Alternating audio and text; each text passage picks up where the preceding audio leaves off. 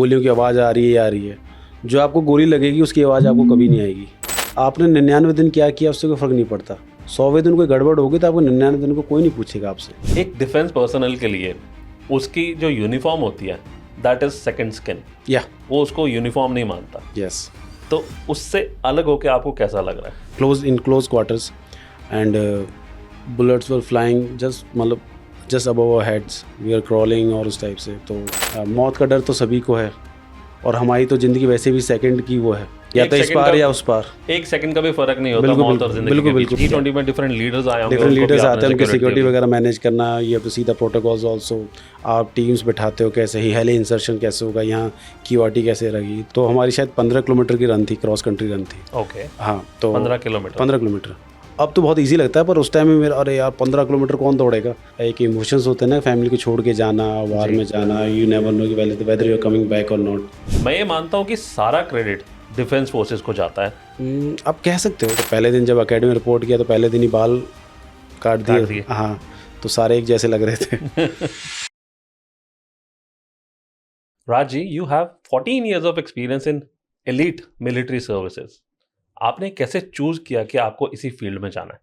सो इसमें ऐसा था कि टू बी फ्रैंक, मेरे फैमिली में काफ़ी लोग थे मिलिट्री में, बट मेरा ऐसा कोई ओरिएंटेशन नहीं था कि मुझे मिलिट्री में ही जाना है। बिकॉज मेरे टाइम में वो IT बूम चल रहा था, और I am talking about way back in like 2006 और 7 टाइप्स, जब मैं इंजीनियरिंग कर रहा था। तो मेरा ये था कि भाई इंजीनियरिंग करनी है, MNC में जॉब करनी है, अपना चिल करना है उस टाइप से। But 2010 after my graduation I started working in a private sector. तो वहाँ देखा कि चल रहा है, ऐसा कुछ मज़ा सा नहीं आ रहा। तो then I start preparing for government exams. To be precise, ऐसा कुछ नहीं था, I am preparing for government, I mean defence exams. मैं सारे एग्जाम्स जो भर रहा था, बस घर वालों को ये था कि भाई जहाँ भी जाना ऑफिसर बन जाना, दैट्स इट। बस उनका बस एक ही प्री रिक्विजिट था बस। तो मैंने काफ़ी सारे एग्जाम्स दिए, कुछ लिख ले कुछ नहीं लिख ले। इनिशियली तो कुछ नहीं निकला, बट लकीली मैंने CDS वगैरह दिया, UPSC APF दिया, ये मेरा हो गया। एंड फॉर्चुनेटली और अनफॉर्चुनेटली मेरा ऐसा कोई वो नहीं था कि मेरे जाना, बट ये था कि अब हो गया तो अच्छा करना है। That was my basic motivation और मोटो। ओके, आपने NSG में काम किया, कोबरा एंड ग्रेहाउंड्स, इन सब में क्या डिफरेंस है? एक लेमैन को कैसे पता लगेगा कि इनमें क्या डिफरेंस होता है? थोड़ा सा आप एक्सप्लेन करेंगे? ओके, मैं 2-3 पैरामीटर्स पे इनका डिफरेंस बताता हूँ जी। फर्स्ट ऑफ ऑल, वे ये है क्या, जो ग्राउंड्स है दैट इज स्टेट फोर्स, वो एक पर्टिकुलर एरिया में ऑपरेट करती है, स्टेट की है, स्पेशल पुलिस यूनिट विंग है उनका। कोबरा क्या है, सेंट्रल गवर्नमेंट का एक ऑर्गेनाइजेशन है, CRPF की स्पेशलाइज यूनिट है, वो जो काफ़ी स्टेट्स में ऑपरेट करती है। इसकी 10 यूनिट्स हैं, और बंगाल, बिहार, झारखंड, उड़ीसा, महाराष्ट्र, मध्य प्रदेश, असम, इन सब जगह ऑपरेट करती है। ठीक है, तो ये सेंटर की है। और रही बात NSG की, तो NSG का क्या है कि it's elite counter terrorism unit.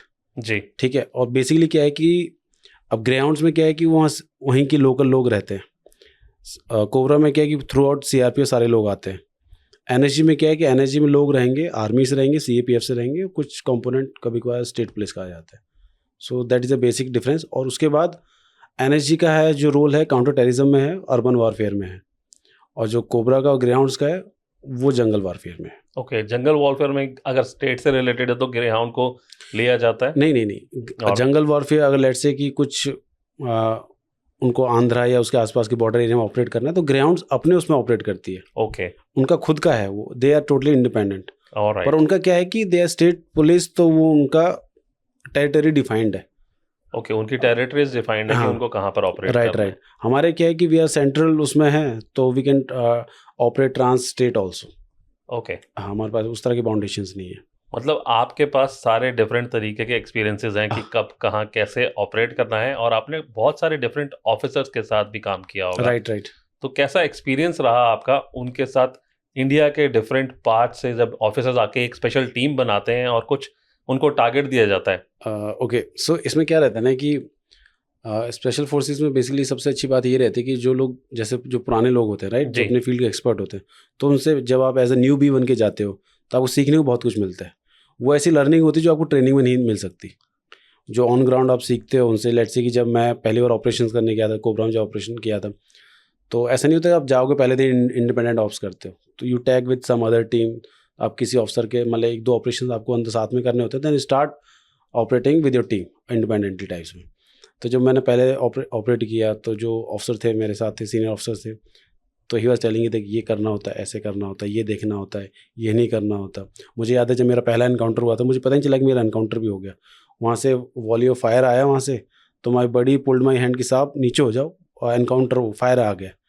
तो मुझे लगा कि कुछ पत्तों में चट चट की आवाज़ आई, मुझे लगा कुछ कीड़े वगैरह कुछ की आवाज़ होगी, तो पता ही नहीं चला कि पता नहीं चला एग्जैक्टली वही। तो जो एक्सपीरियंस लोग होते हैं ना, वहाँ से सीखने को मौका मिलता है। So your team is not है कि ये सारी न्यू भी होती है, so is a mix of experienced और हर एक तरह का बंदा रहता है उसमें, तो यू लर्न अ लॉट।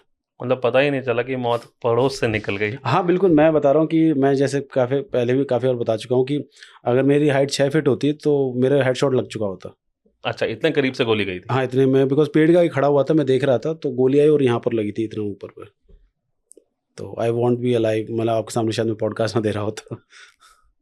नहीं, वो अच्छी बात है, हर चीज़ की कोई ना कोई एडवांटेज होती है, हाँ हो सकता बट है। हाँ बट वो ये आई यूज्ड टू से कि यार मेरी हाइट थोड़ी और होनी चाहिए थी, बट उसके बाद मैंने कभी नहीं कहा कि मेरी हाइट ज़्यादा होनी चाहिए। अच्छा, और कोई मेमोरेबल एक्सपीरियंस जो आपको हो कि जिसमें आपको लगा हो हमने कुछ अचीव किया है, और ऐसा टारगेट जिसको आप हमेशा कहते हो कि ये मेरे लिए बहुत ही मेमोरेबल है? ओके, नहीं ऐसे तो मैं आई वॉन्ट से कि एक है, ऐसे बहुत सारे इंसिडेंट्स हैं जी। बिकॉज उनमें से एक बताइए आप हमें। ओके, उसमें से एक वो है जो जिसमें मेरी टीम ने एनकाउंटर्स किए थे। जी। It was a successful operation. तो इसमें बेसिकली क्या था कि हमारे उसी दस्ते के साथ एनकाउंटर हुआ था जिसने हमारे बंदा शहीद हुआ था पहले। ओके। हाँ, तो 1 साल पहले शहीद हुआ था। हमने उनके उस टाइम भी लोग मारे थे, but we don't count it as a success. तो फिर हमने उसका फिर से रिवेंज या बदला लिया। 1 साल बाद हमने उन्हीं लोगों को मारा, घेर के मारा। So that was a good operation, और वी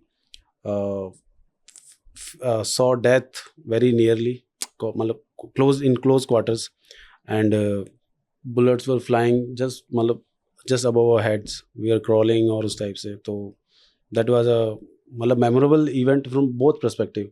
हमने बदला भी लिया, लोग मारे भी, और प्लस में it was a very smooth, मतलब बहुत अच्छा ऑपरेशन था, और हमारा खुद का कोई नुकसान वगैरह नहीं हुआ जब इतने क्लोज क्वार्टर्स पे हम लड़ रहे थे तब। किस तरह का माइंडसेट और फिजिकल एंड्योरेंस चाहिए होती है to thrive into something like this? Mindset तो यही है, देखो ठीक है हमने स्पेशल ट्रेनिंग कर ली, सब कुछ कर लिया कि, but ultimately we are humans, right? Right. डर रहता ही है, आई वोंट से कि, बट हमारा डर थोड़ा अलग तरीके का रहता है। मौत का डर तो हमेशा रहता है, वो लेकिन आपको वो डर एक्सपीरियंस होता है कि कैसे आपको ट्रेनिंग दी जाती है कि आपको फाइट कैसे करनी है। वही डर है ना, हमें उसी पर कंट्रोल रखना है बस। अगर वो डर हावी हो गया ना, तो लेट्स से कि कुछ हुआ, ऐसी कंटीजेंसी आई, तो यू विल, मतलब एक होता है ना, फ्रीज हो जाती है मोमेंट टाइप से। तो ट्रेनिंग्स में, ऑपरेशंस में हमारी लर्निंग ये रहती है कि कंटीजेंसी आई तो in the blink of an eye you have to act. मतलब पीपल से कि जब बोलते हैं ना कि मौत का डर तो सभी को है, और हमारी तो ज़िंदगी वैसे भी सेकंड की वो है, या एक तो इस सेकंड पार का या उस पार। एक सेकंड का भी फर्क नहीं होता बिल्कुल मौत और बिल्कुल जिंदगी बिल्कुल के बीच बिल्कुल में। बिल्कुल। मैं आपको वही बता रहा हूँ कि लोग बोलते हैं कि गोलियों की आवाज़ आ रही है, आ रही है। जो आपको गोली लगेगी उसकी आवाज़ आपको कभी नहीं आएगी, क्योंकि आप उसके बाद बताने लायक नहीं रहोगे। Okay, tell us about your time with Cobra and Greyhound Commandos, and what is the difference between the training or the work ethics or the area that you're defined with? Okay, so I tell you one thing कि जो cobra और greyhounds का है, जो training है और जो काम करने का तरीका है, 80% ओवरलैप। Okay. ठीक है, रही बात वेपनरी की, देर हाँ थोड़ा सा डिफरेंस है वेपन का। वो कुछ और थोड़े वेपन यूज़ करते हैं, अलग यूज़ करते हैं, हम थोड़े अलग यूज़ करते हैं, और हमारे पास वेपनरी थोड़ी ज़्यादा भी होती है उनके मुकाबले। एंड उनका एरिया थोड़ा डिफाइंड है, मतलब वो आंध्रा तेलंगाना के आसपास और बॉर्डरिंग एरियाज में ऑपरेट करते हैं। जी। मेरा क्या है, जैसे मैंने छत्तीसगढ़ में ऑपरेट किया है, जी। झारखंड में ऑपरेट किया है, बिहार में ऑपरेट किया है, तो मेरा एरिया बहुत वास्ट है। आपने इंडिया के कौन कौन से एरियाज में ऑपरेट किया हुआ? छत्तीसगढ़, झारखंड तो पूरा मैंने ऑपरेट किया थ्रू आउट झारखंड, बिहार के कुछ पार्ट्स में, बिहार, छत्तीसगढ़, झारखंड, उड़ीसा। जी। उड़ीसा के झारखंड उड़ीसा बॉर्डर उसके अंदर उसके एरियाज़ में, और उड़ीसा के इंटीरियर्स में भी थोड़ा किया हुआ है। आपको मेन थ्रेट किससे रहता है? मेन थ्रेट हमें एक्चुअली गन फाइट से दिक्कत नहीं है जी, एनकाउंटर होगा तो उसमें कोई दिक्कत नहीं है, will know how to tackle that. उसके लिए ट्रेनिंग दी गई है आपको? उसके लिए ट्रेंड है, पर पता ऑब्वियसली देखो सी थिंग इज दैट कि दो जगह से गोलियां आ रही हैं तो गोली किसी को भी लग सकती है जी, ठीक है, तो उसका तो वो अलग चीज़ है। उसका डर निकल चुका हाँ है। उसका डर उसका इशू नहीं है। इशू है कि लेट से कि जब हम किसी कैंप के पास पहुंच गए, उनके हाइड आउट के आसपास पहुंच गए, तो सबसे जो मुझे लगता है जो थ्रेट होता है वो आईडीज़ का होता है, इम्प्रोवाइज एक्सप्लोजिव डिवाइसेस, आईईडी। हाँ जो फट गई तो उससे एक्चुअली क्या है कि वो कैजुअलिटी हो जाती है फिर। जी, बिकॉज आई नो कि हमारे झारखंड में एनकाउंटर्स वगैरह हुए थे तो काफ़ी अंदर चले गए थे, तो वहाँ लड़ते लड़ते आईडी फट गई, तो मतलब उसमें कैजुअलिटी कुछ नहीं हुआ था to be frank, God grace. लोगों को स्प्लिंटर इंजरीज हो गए थे। ओके, तो अब वही है कि इंजरी हो जाती है तो वी हैव टू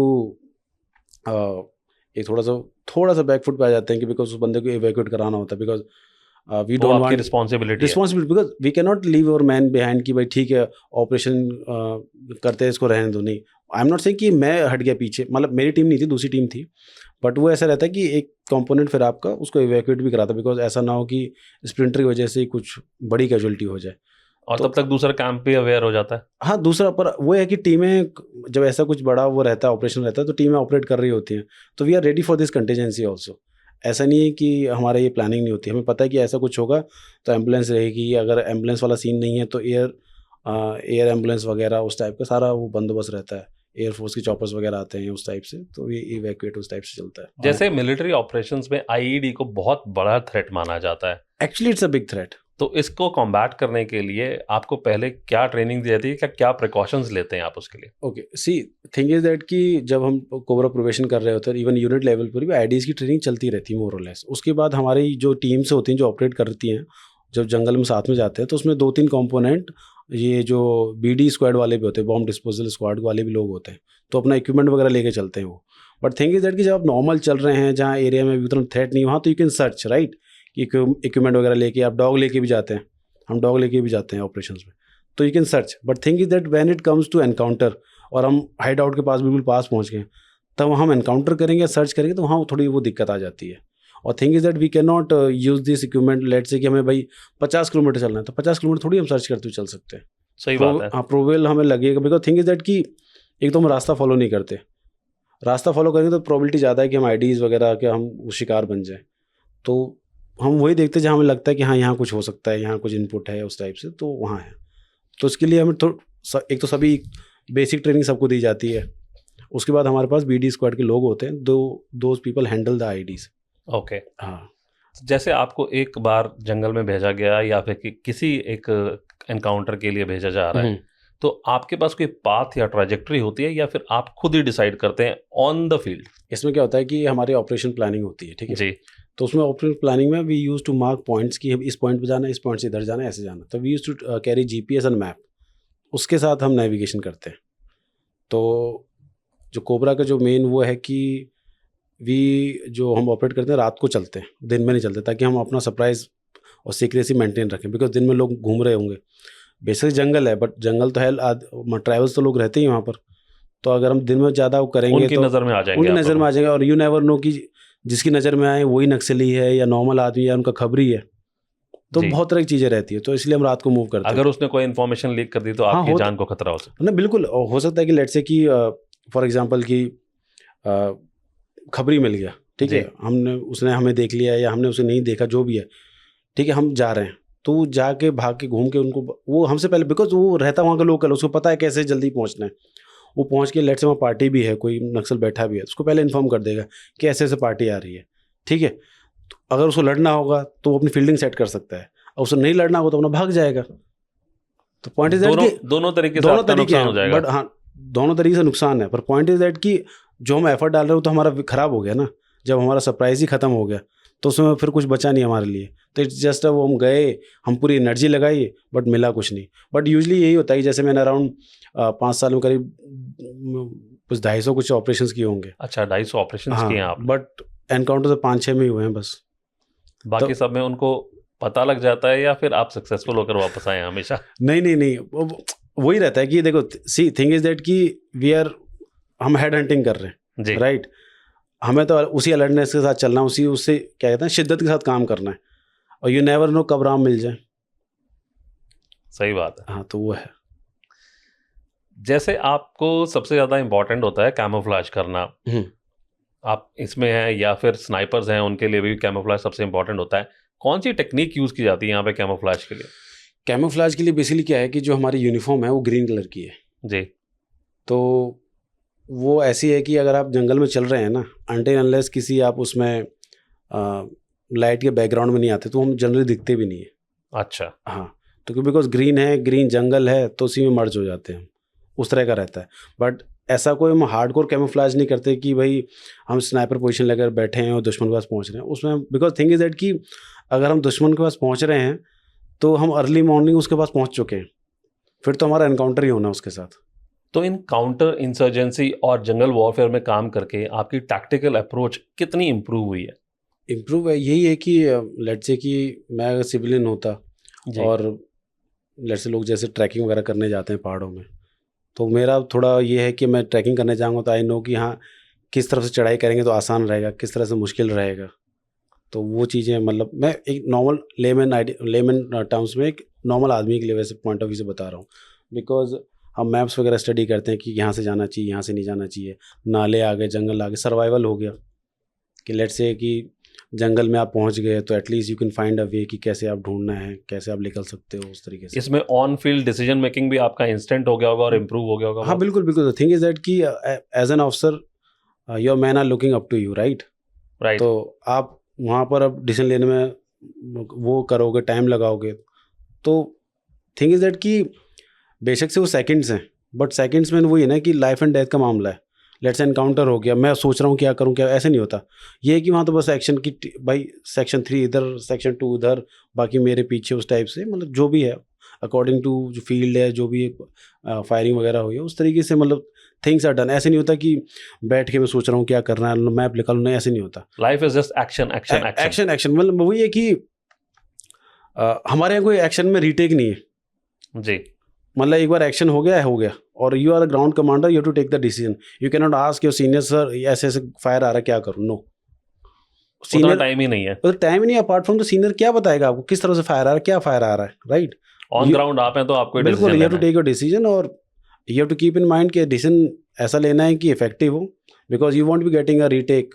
आपकी कोई मूवी एक्शन मूवी नहीं चल रही कि हाँ भाई वीडियो गेम नहीं है, एक और लाइफ मिल जाएगी। राइट वही कि जैसे पबजी में होता है कि लाइफ मिल गई, उससे एक और लाइफ मिल गई, वीडियो गेम चल रही है, ऐसा नहीं होता।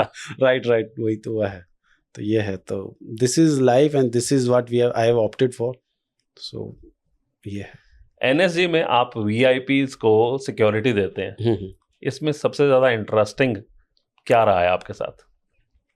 इंटरेस्टिंग आई विल से कि इसको दो पर्सपेक्टिव से देख सकते हैं कि interesting from my personal growth ये रहा है कि तो इसमें क्या रहता है जब हम काम करते हैं वीआईपी सिक्योरिटी में तो हम we work very closely with the civil administration जी, जो जनरली नॉर्मल एक्सपोजर नहीं मिल पाता है। हाँ जी। तो we came to know about कि how actually civil administration works, चीज़ें Right. कैसे होती हैं, कैसे लाइसेंस करना पड़ता है। बिकॉज थिंग इज दैट कि वीआईपी सिक्योरिटी किसी एक का काम नहीं है, इसमें बहुत सारी मशीनरी काम करती है एक साथ, ठीक है।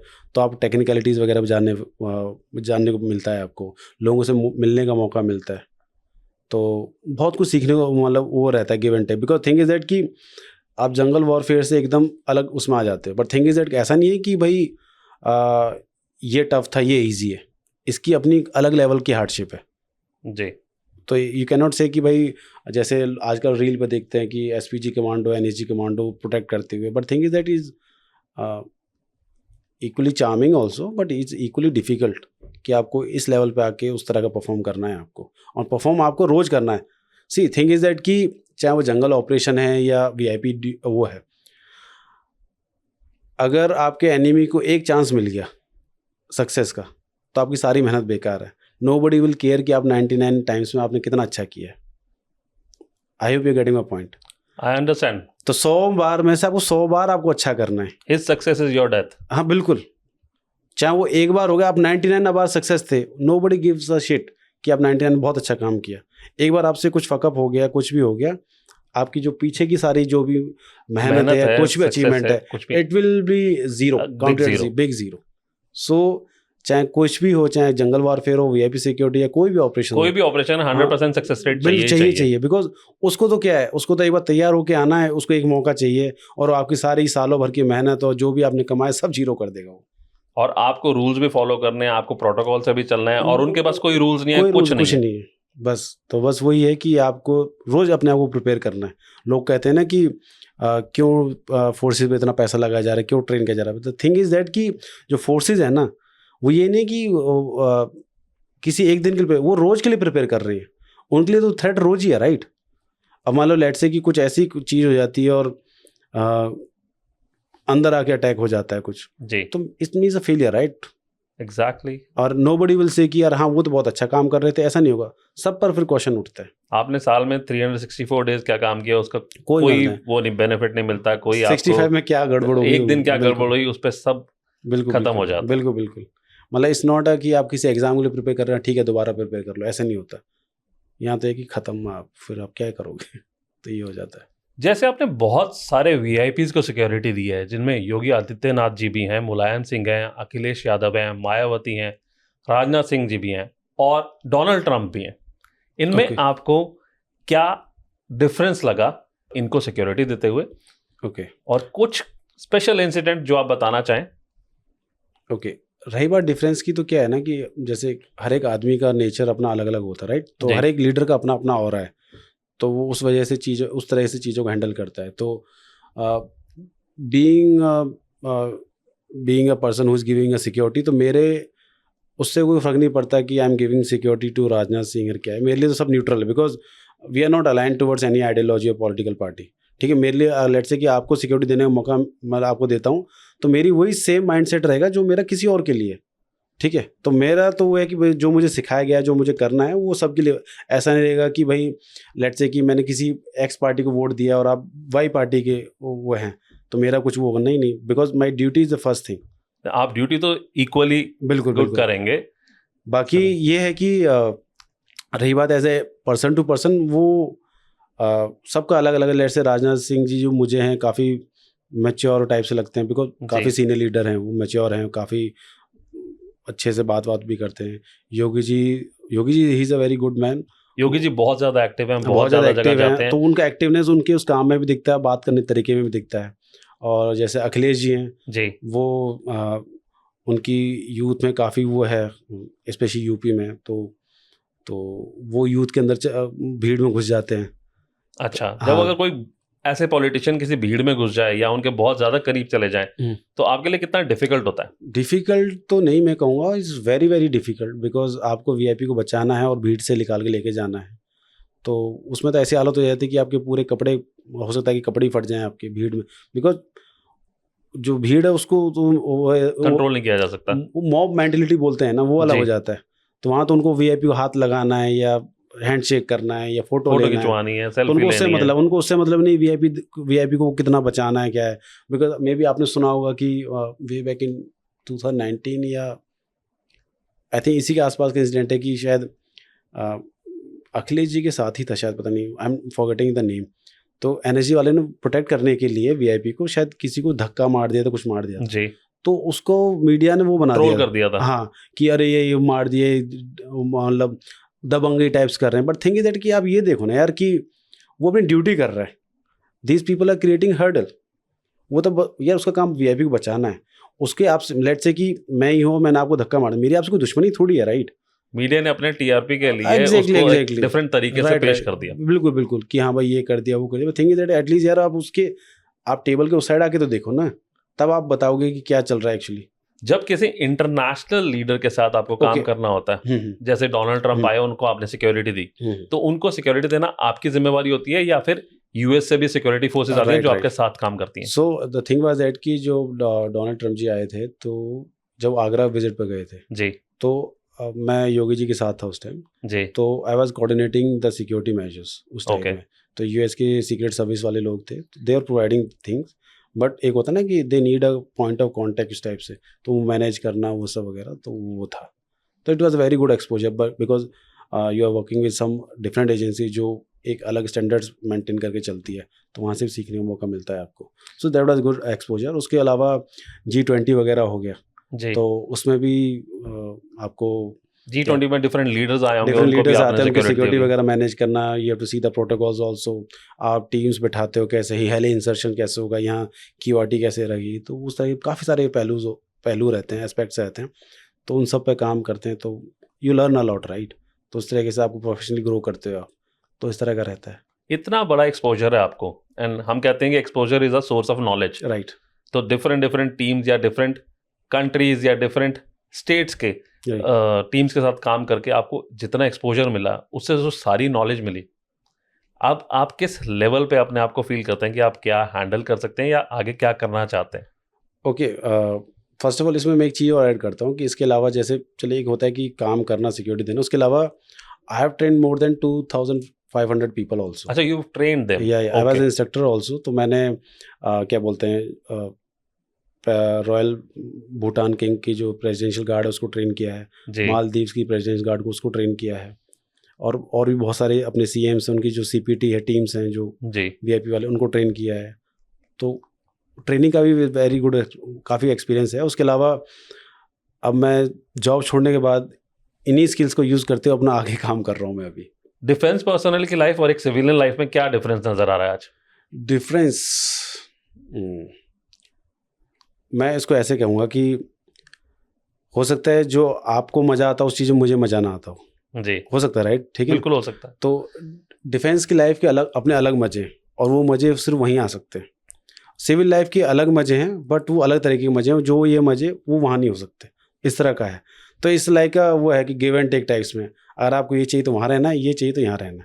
बट थिंग इज़ दैट कि I have my fair share of enjoyment और memories over there, and I still cherish those memories. और रही बात सिविलियन लाइफ की, तो वही है नॉर्मल जो आदमी जीता है ज़िंदगी अपने मैं उस चीज़ को ऐसे देखूंगा कि वहाँ कुछ लिबर्टीज़ आपकी कर्टेल रहती हैं, right, become you are being officer, being in uniform services, तो आपको कुछ पर्टिकुलर कह सकते हो प्रोटोकॉल्स वगैरह थोड़ा देखना पड़ता है उन सब चीज़ों की। You can not go freely interact. जैसे मैं आपके सामने बैठ के पॉडकास्ट कर रहा हूँ, तो ये लिबर्टी मेरे पास उस टाइम नहीं हो सकती, तो ये लिबर्टी मेरे पास सिविलियन बनने के बाद ही आई है।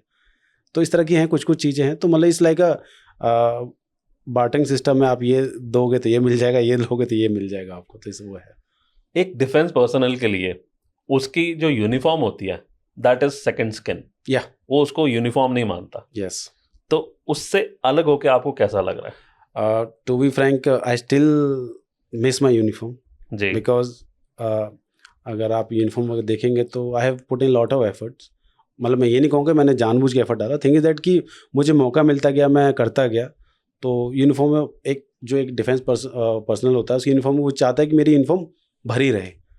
तो मैंने शायद अपने करियर में जल्दी अचीव कर लिया, तो मेरी यूनिफॉर्म ऑलमोस्ट भरी गई थी, उसमें ज़्यादा कुछ ऐसा जगह नहीं थी। तो ये हैव राइटली मेंशन कि वो सेकंड स्किन होती है। तो I to be frank I still miss my that second skin. And no doubt मैंने रिसेंटली लिया उस छोड़ने का, but it was a tough decision to be Frank.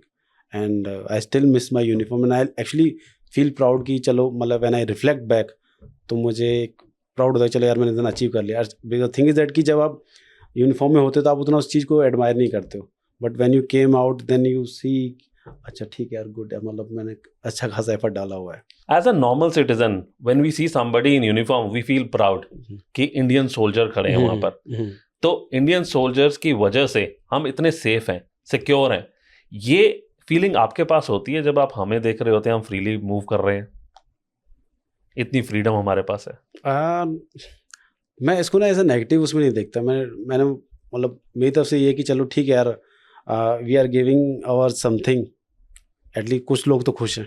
मैं ये मानता हूं कि सारा क्रेडिट डिफेंस फोर्सेस को जाता है। आप कह सकते हो। सी थिंग इज दैट कि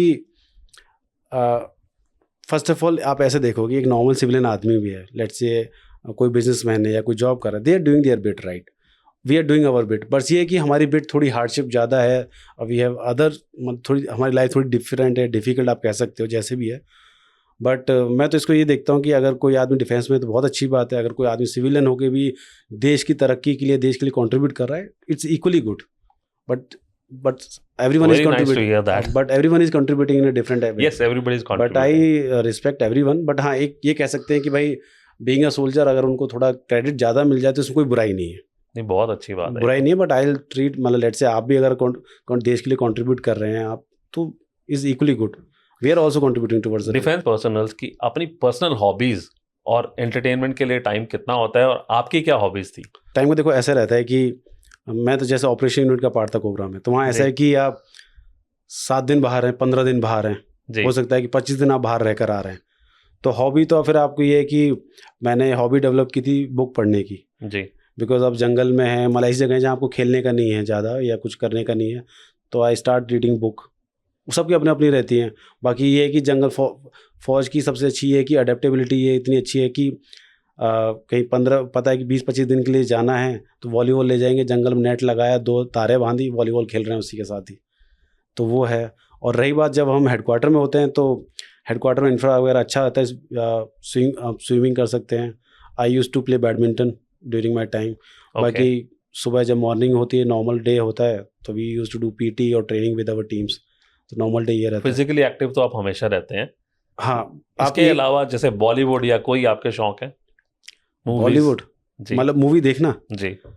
हाँ, कुछ अच्छी मूवी आ जाए, कुछ एक्शन टाइप्स कुछ आ जाए तो देख लेते हैं, या कुछ कोई अच्छा कॉमेडी वगैरह आ जाए। मतलब पहले था, बट अब धीरे धीरे वो शौक थोड़ा ख़त्म सा ही होता जा रहा है। मतलब आई फाइंड कि ऐसे कुछ ज़्यादा रेलेवेंट कंटेंट आता नहीं है, मतलब मुझे ऐसा लगता है कि ऐसी कोई बॉलीवुड मूवी जिसमें आप सोचते हो कि एक इंडियन सोल्जर की love, family, distance, struggle, pain, sacrifice, सब कुछ को कुछ हद तक भी दिखाया गया हो? Okay, I think LOC। Okay, मतलब आई वॉन्ट से कि सब कुछ अच्छे से दिखाया गया है, बट हाँ, मतलब काफ़ी हद तक मतलब अगर उन्होंने कोशिश की है तो वो कामयाब हुए। हाँ, राइट। तो LOC में मुझे लगता है कि वो जो एक इमोशंस होते हैं ना, फैमिली को छोड़ के जाना, वार में जाना, यू नेवर नो कि whether you are coming back और नॉट, तो वो है। मतलब थिंग इज दैट कि when you are in special forces you are always at war, चाहे बेसिकली वॉर हमारा उससे नहीं हो रहा है, बट इंटरनली आप वॉर में ही रहते हो, हमेशा एक्शन, कभी भी आपके साथ एक्शन हो सकता है, 24/7 रेडी होते हैं आप। तो उस टाइप से है। तो आई थिंक LOC मतलब जो मेरा वो है पर्सनल वो है, आई वांट से कि और मूवीज बेकार है, बट LOC हो गया, बॉर्डर हो गई जी। हाँ, बॉर्डर बहुत बड़ी हिट गई थी इस बॉर्डर है कॉन्टेक्स्ट में। हाँ, बॉर्डर इज उस पॉइंट ऑफ व्यू से बहुत अच्छी है, और उसमें काफ़ी अच्छे से डिपिक्ट भी किया गया है। तो ये है कि LOC के जो पूरा कारगिल के ऊपर दिखाया गया is a very big thing, जो मूवी में कवर करना बहुत मुश्किल है, but they have touched in bits and pieces, so that is good in that way. Bollywood is like a story teller to all of us and for all of us and for the rest of the world. अगर कभी आपको contribute करने का मौका मिले कि आपको किसी डायरेक्टर ने अप्रोच किया कि आप बताइए कि हम इसमें और क्या डाल सकते हैं आर्मी लाइफ के बारे में या कुछ, कौन से पॉइंट्स हैं जो आप कवर करना चाहेंगे? ओके, तो मैं इसमें कवर करना चाहूँगा कि जो एक सोल्जर बनता है या स्पेशल फोर्स के बंदा तैयार होता है ना, उसके पीछे क्या क्या हार्डशिप रहती है, कैसे, क्यों मुझे लगता है जैसे कुछ शोज़ भी आए हैं ना, तो उनमें वो हार्डशिप अच्छे से डिपिक्ट नहीं की गई है, और वो इमोशंस जो सेक्रीफाइसेस बंदा करता है वाइल सर्विंग ऑन ड्यूटी, तो आई थिंक उस चीज़ को और अच्छे से कर सकते हैं। बाकी एक्शंस को अच्छे से कर सकते हैं ताकि लगे कि हाँ एक्चुअल में एक्शन ऐसे होता है। जो बच्चे अब कमांडोज बनना चाहते हैं, जो एस्पायरिंग कमांडोज हैं, उनके लिए आप क्या एडवाइस देना चाहेंगे? एडवाइस यही है कि first of all get into service, because direct आप कमांडो नहीं बनते, पहले आपको you have to open the door and get into the room, फिर उसके बाद you can volunteer for any special forces, जिस भी आप उसमें है फोर्सेज में, तो उसके लिए आप वॉलंटियर करें। बट वॉलंटियर का माइंडसेट ये होना चाहिए कि नॉट फॉर, मैं हर एक रैंक के लिए बोल रहा हूँ, चाहे जवान, GCU कोई भी है, ऑफिसर है, माइंडसेट ये, मतलब मेरा माइंडसेट जो ये था कि भाई मुझे सीखना है, आगे बढ़ना है, like I have to grow personally and professionally. अगर वो माइंडसेट है तो आप you will keep on learning और you will cherish every training, क्योंकि कुछ लोगों का रहता है कि यार हम उनके साथ क्यों ट्रेनिंग करें। मैं सी थिंग इज़ दैट कि आप उनके साथ करो, हो सकता है कुछ आपको एक आध अच्छी चीज़ मिल जाए सीखने को। तो मेरा ये था कि हमेशा लेट्स से मैं किसी से मिल भी रहा हूँ तो कुछ नया, कुछ पर्सपेक्टिव मिल जाए, एटलीस्ट आपका जो थिंकिंग का हॉराइजन है वो थोड़ा ब्रॉडन अप होता है, तो हो सकता है आप कुछ अच्छा कंट्रीब्यूट कर पाओ अपने ऑर्गेनाइजेशन के लिए। तो जब आप पहली बार मिलिट्री ट्रेनिंग कैंप में गए, जब आपने अपना पहला कदम रखा, आपको कैसा फील हुआ था? इट वाज गुड, मतलब यही था कि अब ये होता है ना कि चलो पहले का भी प्लान नहीं था बट एटलीस्ट आपको सिलेक्शन हो गया, तो आई वाज वेरी हैप्पी कि चलो ठीक है फाइनली यूनिफॉर्म पहनने का मौका मिलेगा। तो पहले दिन जब अकेडमी में रिपोर्ट किया तो पहले दिन ही बाल काट दिए। हाँ, तो सारे एक जैसे लग रहे थे तो वो था, but it was very good feeling. नए लोग बैचमेट्स मिलते हैं, फिर धीरे धीरे आप over the period of time training के टाइम में आप उनको पता लगता है, एक दूसरे जानने के बारे में जानने का मौका मिलता है, किसकी क्या क्वालिटीज़ हैं, किसकी क्या वीकनेस है, तो वो सब पता चलता है। और धीरे धीरे वो एज अ फ्रॉम, एक होता है ना कि बॉय में से एक मैन बनाते हैं ट्रेनिंग में, तो वो प्रोसेस चलता है धीरे धीरे। जहाँ मेरे जैसा आदमी जिसने कभी लगातार 1 किलोमीटर नहीं दौड़ा था, I was a sports person in my school days, but मैंने कभी ऐसा नहीं था कि भाई लगातार 1 किलोमीटर रनिंग कर ली। मैंने कभी नहीं किया था। ये आपने मिलिट्री कैंप में जाके शुरू किया? हाँ, तो वहाँ जाके किया मैंने। तो इनिशियली दिक्कत हुई, पर देखा कि सब लोग कर रहे हैं, बैचमेट सबकी सांसें फूली पड़ी हैं, सबकी शक्लें लटकी, मतलब बजा पड़ा है, तो ठीक है, सबका बज रहा है तो मेरा ही बज रहा है उससे आप एनकरेज भी होते हैं कि अगर पूरी टीम कर रही है तो आप भी कर सकते हैं। मतलब मैं वही बता रहा हूँ, अगर मुझे लगता है कि मुझसे बोलते कि भाई ट्रेनिंग आपको जाके अकेले करनी है, तो आई डोंट थिंक सो, मैं शायद पता नहीं कर नहीं पाता। बट ये है ना कि जब एक ग्रुप में कर रहे होते हैं ना, जब आपकी बॉन्डिंग अच्छी हो जाती है, ये कर रहा है इसको पुश करते हैं, ये कुछ कर रहा है, तो there are moments of joy, sadness, happiness, सब कुछ चल रहा होता है। तो उस टाइम फेज में मतलब 1 साल का टाइम कब निकल जाता पता नहीं चलता। बट जब हम ट्रेनिंग कर रहे होते, वी यूज टू कर, अरे यार सुबह 5:30 बजे उठा दिया, रोज उठना पड़ रहा है, ये है वो है, but at the end of the day we realise कि नहीं यार जो था वही हार्डवर्क है जो काम आता है। राइट, वही। तो मुझे याद है कि जब हम बेसिक ट्रेनिंग में थे तो हमारे एक इंस्ट्रक्टर थे, कोबरा के अफसर थे, वो आए थे, तो हमारी शायद 15 किलोमीटर की रन थी, क्रॉस कंट्री रन थी। ओके। हाँ, तो 15 किलोमीटर अब तो बहुत इजी लगता है, पर उस टाइम में मेरा, अरे यार 15 किलोमीटर कौन दौड़ेगा, उस टाइप से था। अबे यार कल 15 किलोमीटर है, ये है वो है, मैं ठीक है। पर कोबरा वाले अफसर से वो आया सुबह, बोला अरे यार 15 किलोमीटर है, is nothing, is a cake walk, हो जाएगा, बहुत ईजी है, ये है वो है। चलो ठीक है, जैसे जैसे हमने 15 kilometre CC cross country run किया, उससे जब हम कोबरा में गए ना, उसका तो मैं 20-40 किलोमीटर कर लिया, तब लगता है 15 किलोमीटर तो कुछ भी नहीं है तो वही है ना कि जैसे वही है कि ये डिफिकल्टी लेवल है, पर आपने इतना कर लिया तो आपको तो ये बहुत इजी लगेगा।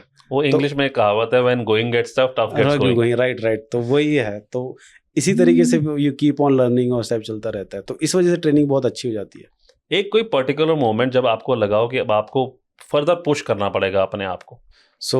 इसके लिए जब हमारा कोबरा प्रोबेशन चल रहा था, तो हमारा 40 किलोमीटर रन बैक होता है जी। मीन्स हमारा 7 दिन का पहले सर्वाइवल चल रहा होता है, हम जंगल में 7 दिन रहते हैं, ठीक है।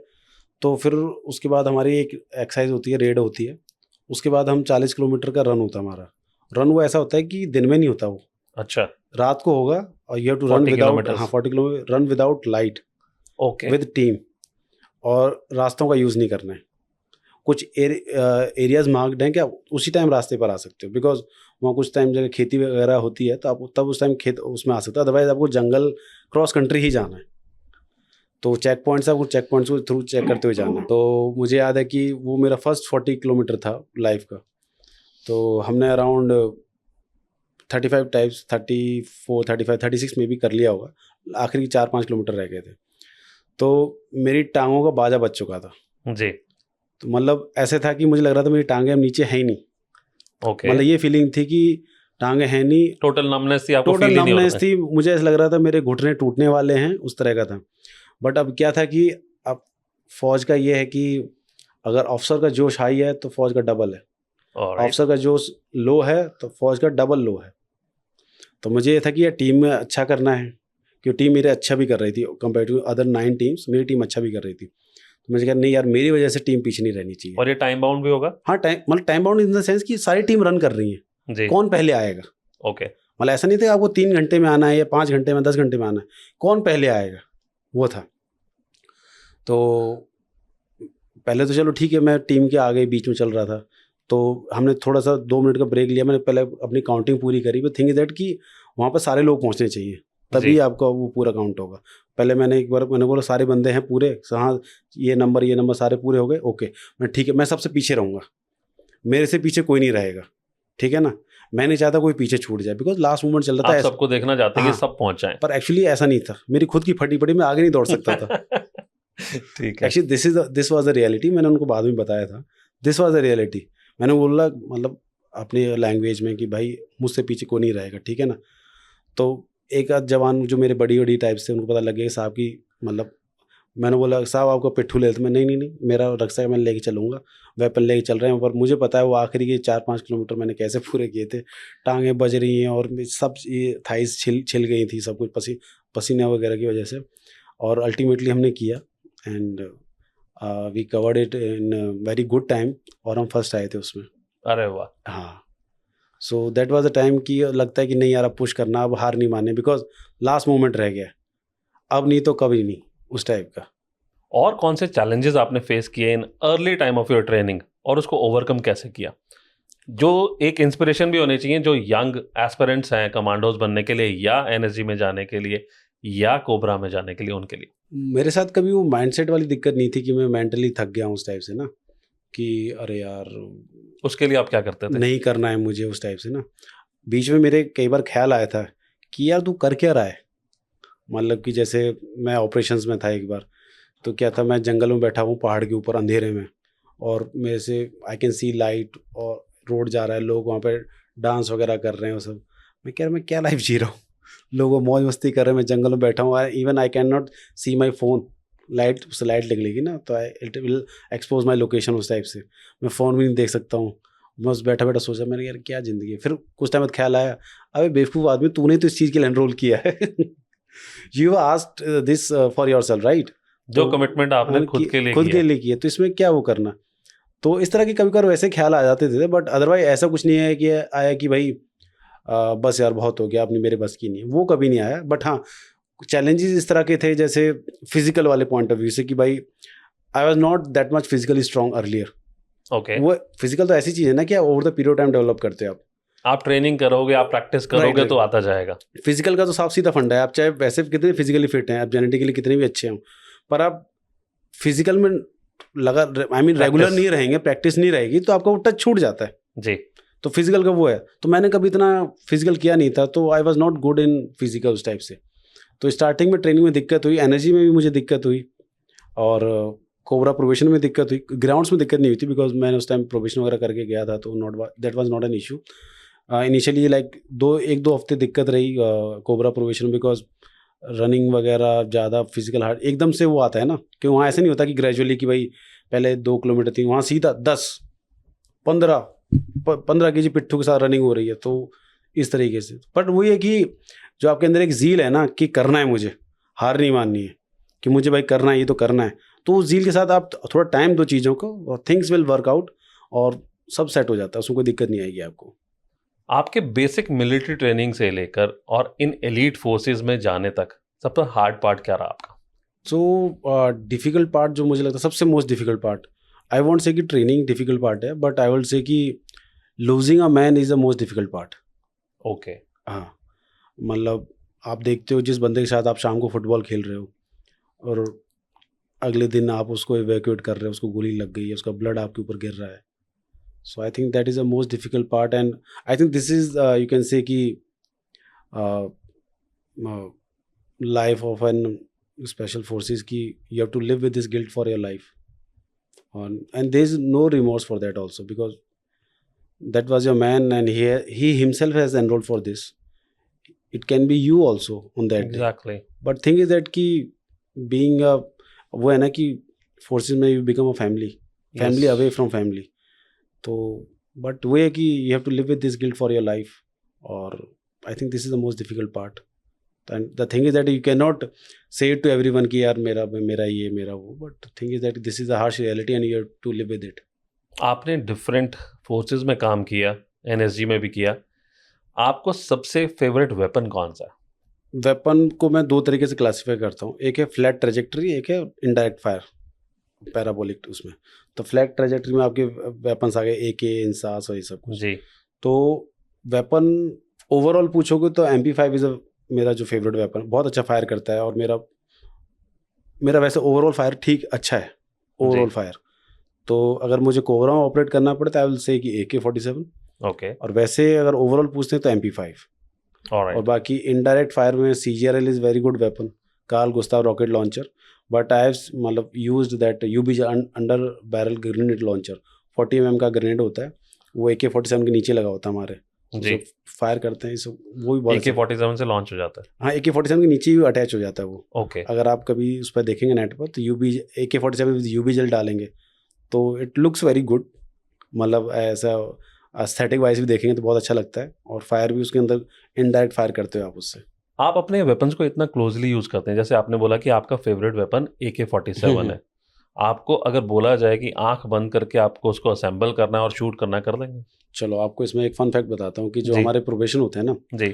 उसमें हमारी बाकायदा ट्रेनिंग होती है, आपकी आंख पे पट्टी बांध दी जाती है। अच्छा, हाँ मतलब एक्चुअली में होता हाँ, है? एक्चुअली में होता है। मैंने तो वैसे ही नहीं नहीं क्वेश्चन नहीं किया था। नहीं नहीं नहीं, वो एक्चुअली में होता है ताकि in case of an incident आपके वेपन में कोई रोक पड़ जाए, जी। अंधेरा है आप नहीं देख सकते, आप खोल के उसको कैसे ठीक करेंगे, तो हमारा Alright. बाकायदा प्रॉपर प्रॉपर ट्रेनिंग। ट्रेनिंग होती है और इसकी। ट्रेनिंग ऐसे नहीं कि आप अपने टाइम में आराम से खोल रहे हैं, बाकायदा कंपटीशन होता है कौन पहले खोल के जोड़ेगा इसको। ओके। आप पूरा वेपन खोलते हो, पूरे तरीके से रखते हो, फिर लगाते हो, फिर जोड़ते हो, फिर खड़े होते हो आंखों में पट्टी बांध के। तो इस लेवल की ट्रेनिंग होती है। So I hope you got the answer. I got it totally, because हम सिविलियंस बड़े कंफर्ट जोन में रहते हैं, तो मुझे लगा था शायद ये नहीं ट्रेनिंग कितनी इम्पैक्टफुल होगी या नहीं होगी। नहीं नहीं नहीं, ट्रेनिंग बहुत ही अच्छे तरीके से कराई जाती है, और इस तरीके से कराई जाती है कि आपको पूरे वेपन के एक एक पुर्जे के बारे में पता होता है कि भाई अच्छा इस तरह की रोक पड़ रही तो कहाँ अटका है, कैसे उसको ठीक करना है, क्या दिक्कत है, तो उस तरीके का रहता है। And weapon becomes a part of your body. Right. Training में इतना रहता है कि आप सो रहे हैं, लेट से रेस्ट कर रहे हैं, कोई आपके वेपन को छेड़ता है तो आपकी एक तुरंत आँख खुल जाती है। ओके। वेपन आपके साथ ही रहता है, उसमें चैम्बर के अंदर राउंड रहता है आपके हमेशा जब आप ऑपरेशंस में होते हो। Always alert. Always alert. तो जंगल की वही है, उसको आपको हार्डशिप लिए तैयार किया जाता है, weapons become part of it. तो ये है। तो आपकी ऐसी ट्रेनिंग भी होती है जहाँ पर आपको स्मोक में या उसके बारे में कुछ बताएं? Okay, I start with cobra. Okay. तो मैं ट्रेनिंग का नहीं, मैं ऑपरेशंस के पार्ट बताता हूँ आपको। तो ट्रेनिंग में तो हम सर्वाइवल वगैरह 7-7 दिन का करवाते ही हैं। ऑपरेशंस में क्या होता है कि कई बार आपको ऐसा होगा कि आप सर्दियों में ऑपरेट कर रहे हैं, ठंड में, चाहे झारखंड में उतनी ठंड नहीं पड़ती होगी, पर जंगल में तो ठंड ज़्यादा ही रहती है, राइट? जंगल में ज़्यादा ठंड हाँ। होती है। तो आई वॉन्ट से कि भाई बर्फ़ पड़ती है वहाँ, -0 चला जाता है, उतना नहीं है, बट 2-3 डिग्री टेम्परेचर भी काफ़ी टेम्परेचर होता है।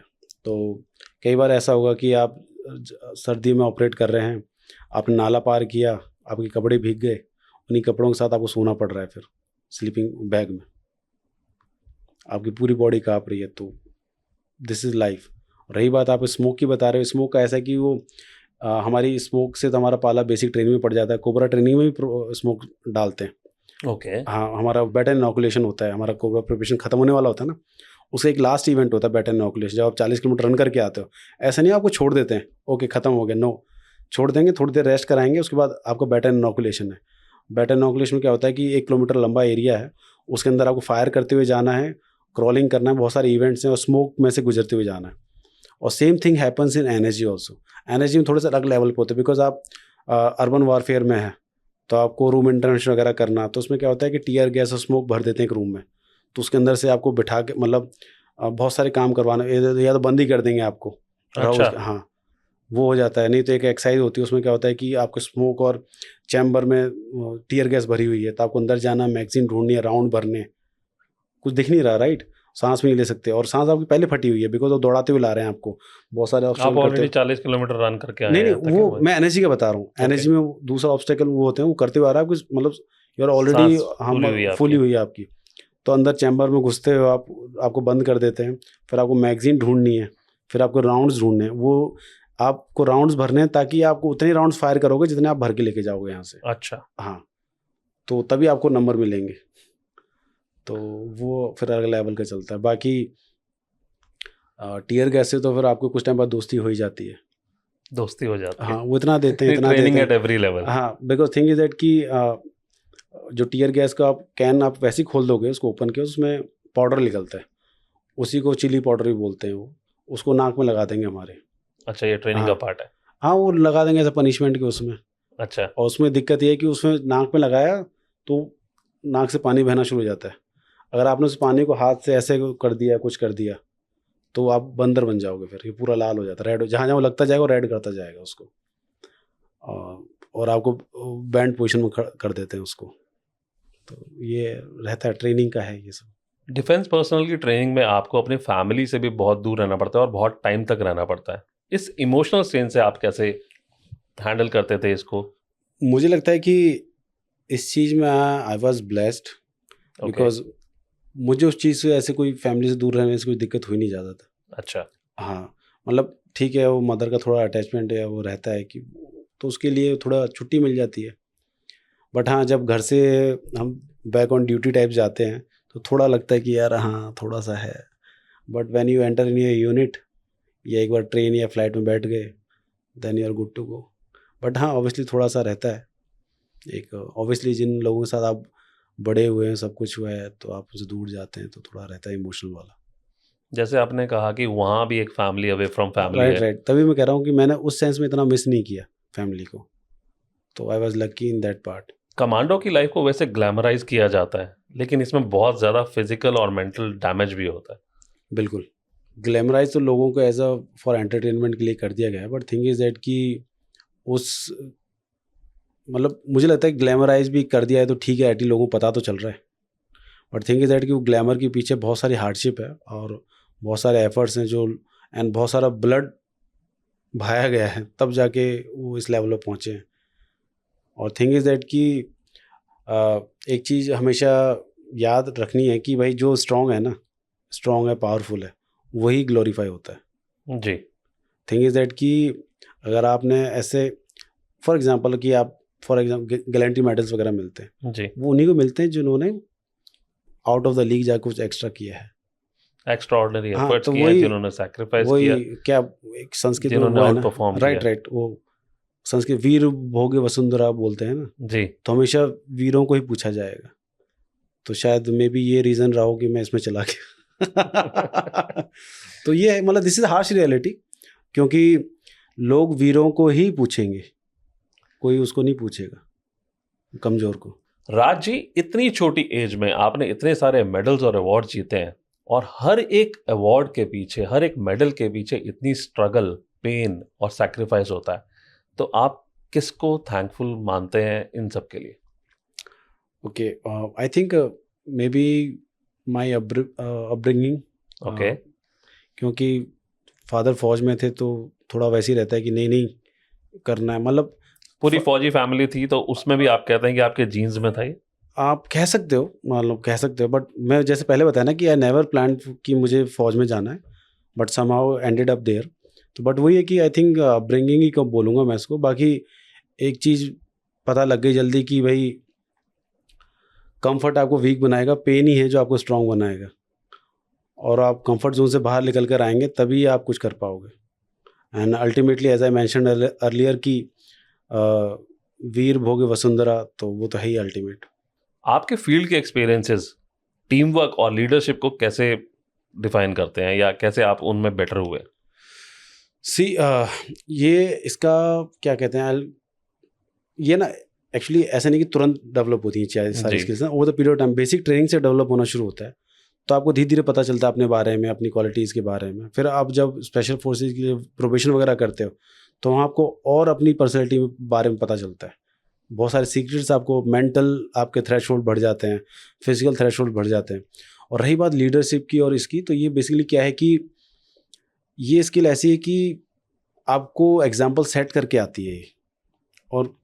और लोग आपको ट्रूप्स आपसे कितना भरोसा करेंगे, कैसे आपको ट्रीट करेंगे, कितनी रिस्पेक्ट देंगे, इसके लिए आपको ऐसे नहीं कि मैं अफसर बन गया हूँ, मैं कोबरा प्रोबेशन कर लिया, as know, you have to prove your self in every aspect of a practically on the field. Operations में, गेम्स में, ट्रेनिंग्स में, और टीम के साथ जो भी कुछ एक्स्ट्रा करिकुलर कुछ भी हो रहा है उसमें अपने आप को प्रूव करना पड़ेगा।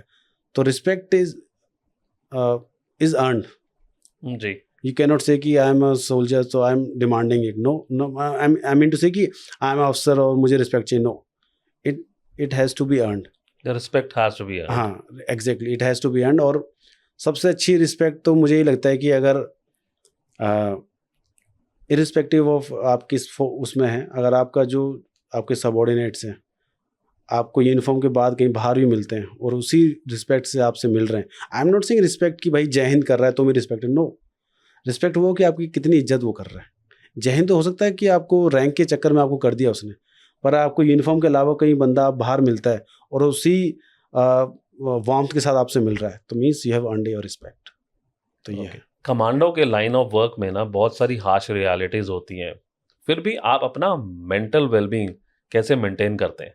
रही बात मेंटल वेलबींग की, तो ऑपरेशंस में तो टू बी फ्रैंक ऐसा कुछ चल नहीं रहा था, because you are much more focus और अलाइन टुवर्ड्स ऑपरेशन की सक्सेस, कैसे क्या करना है, your welfare of your man.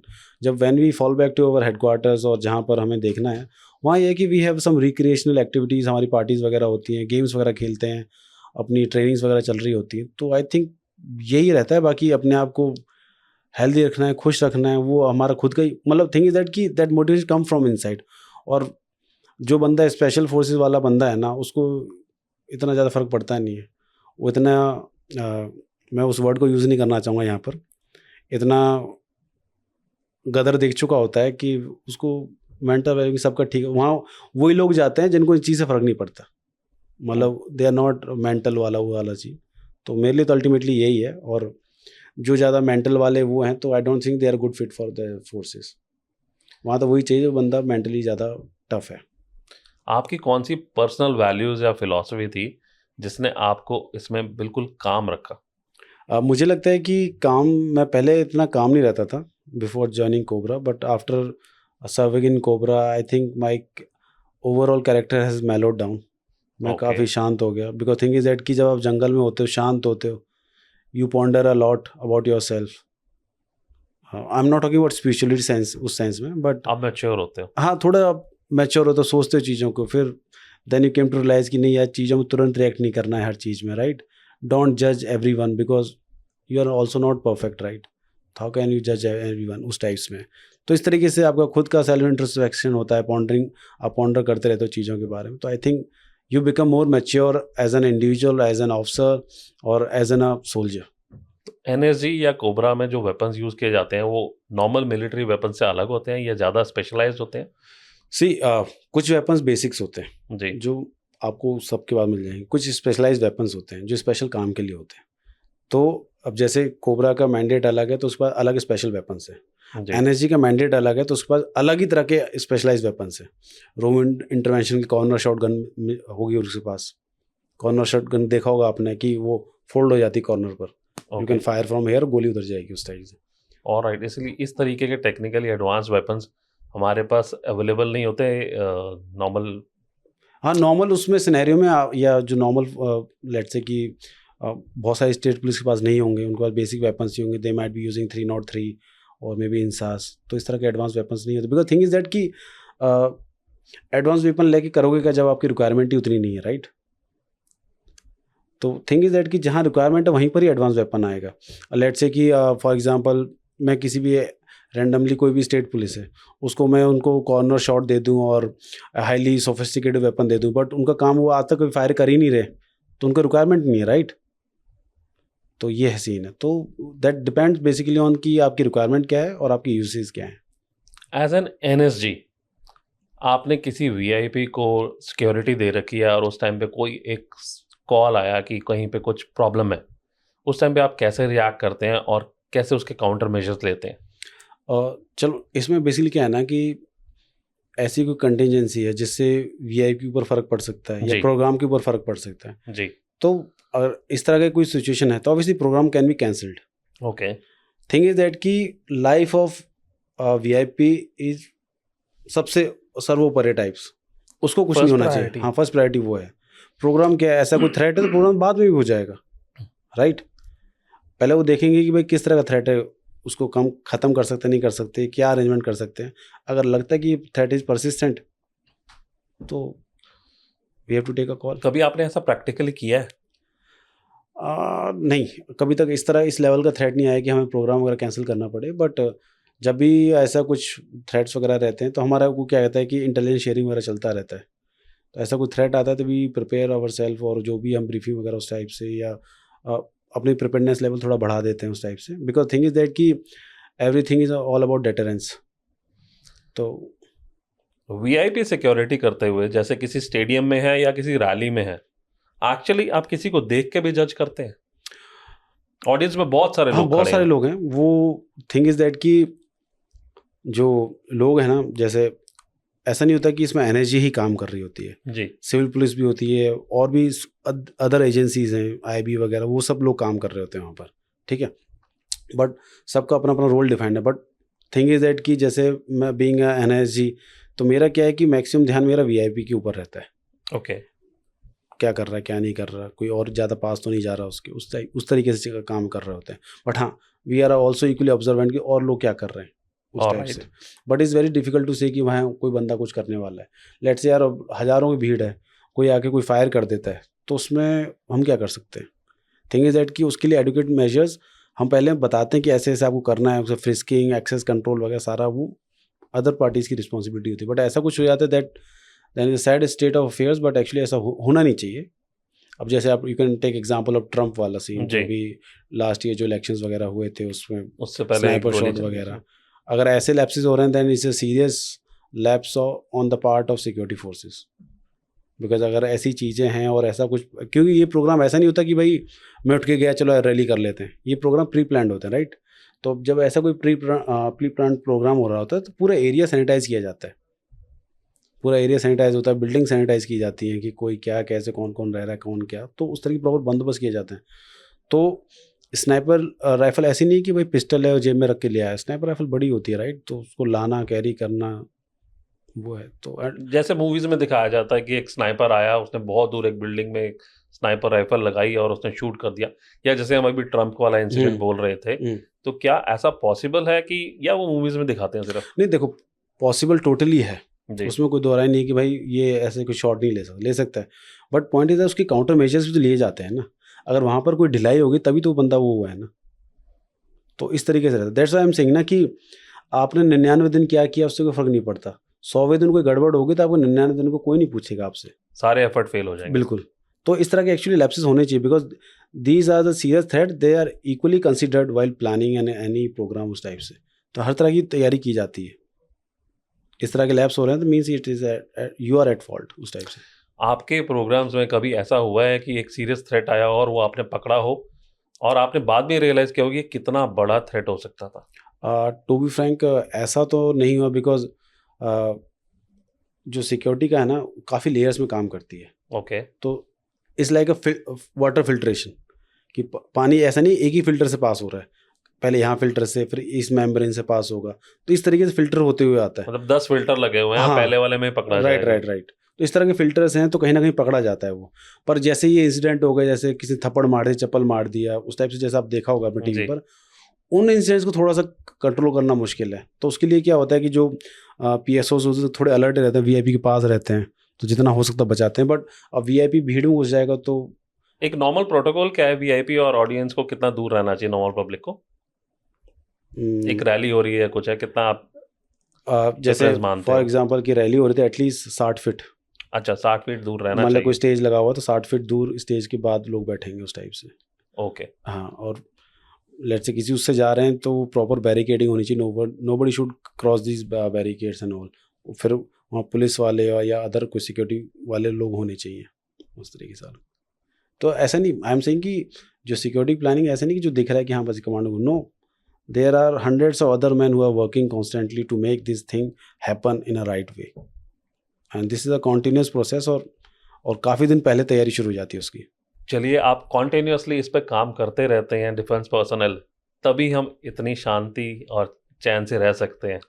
तो इंडियन सिटीजन्स को इतना सेफ रखने के लिए आपका बहुत बहुत thank you, and thank you for coming on the show. Thank you very much and thank you for giving me such an opportunity कि मैं अपना कुछ आपको एक्सपीरियंस शेयर कर पाया। आई होप कि मेरे कुछ एक्सपीरियंस आपके कुछ काम आए और मैं किसी के लिए लाइफ में कुछ कंट्रीब्यूट कर पाऊँ पॉजिटिवली।